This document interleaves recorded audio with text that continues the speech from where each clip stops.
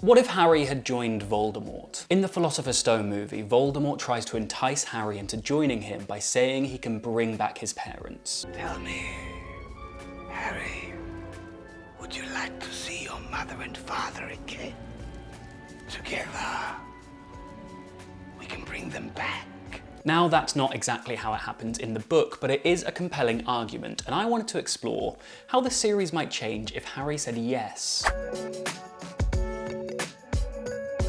So we're at the Mirror of Erised, Harry gives Voldemort the stone. Then what happens? Well, Voldemort wouldn't immediately return to his body. He says once he has the stone, then he can start work on getting his body. So Harry, Quirrell and Voldemort would be awkwardly standing around the mirror, though not for long, because Dumbledore would be on his way back. Now, inevitably, Voldemort doesn't bring back Harry's parents. I'm not actually sure that he could. But I do think he'd continue trying to manipulate the boy who lived for a while before trying to kill him. And why? Because Voldemort doesn't have a wand yet. Now, assuming Voldemort knows that Scabbers is Wormtail, there might be an interesting way for him to exploit Harry's friendship with Ron in order to retrieve Wormtail and therefore his wand. And I think this would be a really cool plot point. Now, as soon as Voldemort has both his body and his wand, he's going to try and kill Harry. Voldemort is aware of the prophecy, or at least the part that Snape passed on to him. So in trying to kill Harry here, we learn much earlier about the connection between their two wands and how they won't harm each other. And this is when Harry manages to flee, realizing his error. So at this point, Harry's only real option would be to return to Dumbledore and to Hogwarts. Now, Dumbledore is aware of the prophecy, and he knows he needs Harry to stop Voldemort, so he wouldn't turn his back on the boy. But I do think their relationship would be very different. Dumbledore probably wouldn't trust Harry as much, although I think there would be some cool character moments where Dumbledore shows sympathy. With Harry being lured in by Voldemort's promise to resurrect his parents, Dumbledore would kind of understand that. Dumbledore knows that he himself would be weak to the idea of resurrecting his sister, Ariana. In fact, we know from the Half-Blood Prince that Dumbledore succumbs to the power of the Resurrection Stone within the Gaunt Ring for this very reason. With that said, despite the sympathy, I think Dumbledore would struggle to really trust Harry, and therefore he'd have to carry out a lot of the plan himself. Their relationship would be colder, a little more standoffish. Although I think Dumbledore would be careful not to make it so cold and standoffish that Harry felt he couldn't confide in his headmaster.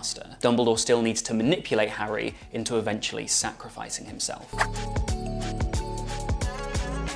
I think Harry's relationship with Snape would be interesting from here. Still not good, but interesting. Their mutual experiences of defecting to Voldemort and then defecting back would be a shared connection between them. I don't think they'd ever mention it, but it means that Harry wouldn't be able to judge Snape so much for being a Death Eater. I also think that Harry coming back with his tail between his legs after joining Voldemort for a brief spell, he'd be less sassy, less sarcastic, less accusatory towards Snape, and therefore he'd come across as less arrogant and less like his father in Snape's eyes. I also think Dumbledore might confide in Snape why Harry joined Voldemort, to bring back his parents, specifically Lily, and Snape would have a bit of a soft spot because he knows that he also would do anything he could, anything in his power, to bring Lily back to life as well. Don't get me wrong, Harry would still remind Snape of James, they'd still despise each other, I just think they'd have more shared experiences, and that would change their relationship.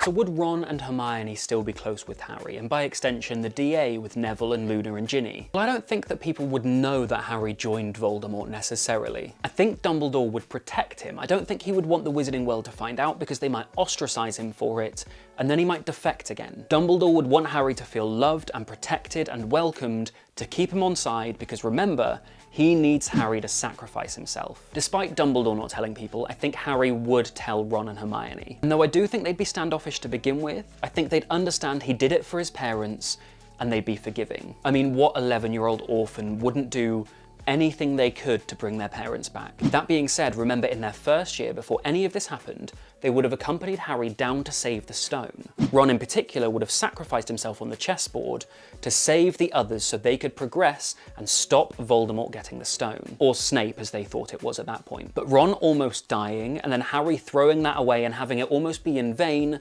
because he gives Voldemort the stone anyway, I think there could have been some lingering animosity there, and I actually think that would make for a really interesting dynamic between Harry and Ron. We're used to Ron feeling like he's second fiddle to Harry, whereas in this scenario, Harry would have to grovel to Ron and convince him he was somebody he could trust again, and that would be really interesting for the two of them. So would this change at the beginning of the series have much impact on the timeline? Yes, Voldemort would be back to full power years earlier. That accelerates his plan, but I don't think changes it very much. The plan is still largely the same, meaning that he'd try to steal the prophecy in Harry's second year. Now, speaking of Harry's second year, I don't think Lucius plants the diary on Ginny Weasley anymore, now that he's been recalled as a Death Eater to Voldemort. And I think that has a bigger impact than you might first think. For example, by the end of Harry's second year, they haven't destroyed the diary now. They haven't got rid of any Horcruxes. Also, the Sword of Gryffindor doesn't have basilisk venom in it, which means it can't be used to destroy Horcruxes. And by the time we come to destroying the Hufflepuff Cup, Ron and Hermione can't sneak into the Chamber of Secrets and take a Basilisk Fang because they don't know about the Chamber of Secrets, and the Basilisk Fang doesn't exist. Or it exists, it's just still part of the snake's mouth. In fact, in The Half-Blood Prince, Dumbledore says to Harry, when he handed him the diary, that's when he got confirmation that Voldemort had in fact been creating Horcruxes. He clearly had a hunch before, but it wasn't confirmed until that moment. And without that confirmation, maybe Dumbledore doesn't go off searching for the Gaunt Ring or the Slytherin Locket. Although Dumbledore's smart, if he had a hunch about the Horcruxes, we should give him the benefit of the doubt that he'd still find out that information. Interestingly as well, there'd be no Dumbledore's army. We might get an Order of the Phoenix, but definitely not the one that we're used to. We haven't met Lupin, there's been no interactions with Sirius, Tonks isn't old enough to join yet. And with that in mind, there's no relationship with Sirius to be exploited by Voldemort. So can he lure Harry to the Ministry to grab the prophecy for him? I think he still can. He would probably just use one of the Weasleys, for example. But with no Ginny, Luna or Neville, and Harry, Ron and Hermione being much younger, I think if they get lured to the Ministry, things go pretty badly pretty quickly. The Order of the Phoenix might still arrive and stop them from being killed, but I'd imagine with it just being the three of them until then, Lucius manages to get the prophecy from them. Which takes us on to Harry's third year. Now the key thing here, Voldemort would still task somebody to kill Dumbledore. That task probably doesn't go to a 13-year-old Draco. Instead, after his success at the Ministry, I think it falls upon Lucius Malfoy. Now much like he does in The Half-Blood Prince, I think Dumbledore still has private lessons with Harry in this year. Not just to teach him about Voldemort and his backstory and his motivations, but also to teach him curses and counter-curses and spells, because remember, Harry learns a lot of those things from preparing for the Triwizard Tournament, which hasn't happened in this case. So Dumbledore needs to have more lessons with him to get him up to speed, because he knows before long Harry and Voldemort are going to have a showdown. Now I think a lot of this plays out as it does in The Half-Blood Prince, eventually ending in Dumbledore's death. I imagine Dumbledore has still had his run-in with the Gaunt's Ring, still cursed, still dying, so still tasks Snape with killing him. The way that plays out, I imagine Dumbledore and Lucius are dueling. Lucius is intent on killing Dumbledore, as he's been tasked to do. I think Dumbledore stools during the duel. He's really playing with Malfoy at this point, just waiting for Snape to arrive, and when Snape does, Dumbledore lets Lucius disarm him, so Lucius becomes the master of the Elder Wand, and as he does, Snape fires the killing curse. Lucius disarming Dumbledore but not killing him is very important here. It allows the Elder Wand plot to play out much the same as it does in the Deathly Hallows, but instead of Harry disarming Draco and becoming the true master, he'll end up disarming Lucius. So how does one change at the beginning of the series have a butterfly effect and impact on the outcome of our story? Well, as we've mentioned, Harry, Ron and Hermione are less gifted as wizards and witches because they're 3 years younger when things come to a conclusion. Harry didn't train for the Triwizard Tournament and learn all of those spells and curses and counter-curses. Hermione wouldn't have read so much, and for all three of them, they've got less experience. Overall, I think their Horcrux hunt would be far more chaotic. Now, knowing how underprepared they were, you'd hope Dumbledore would put together more of a plan to help them.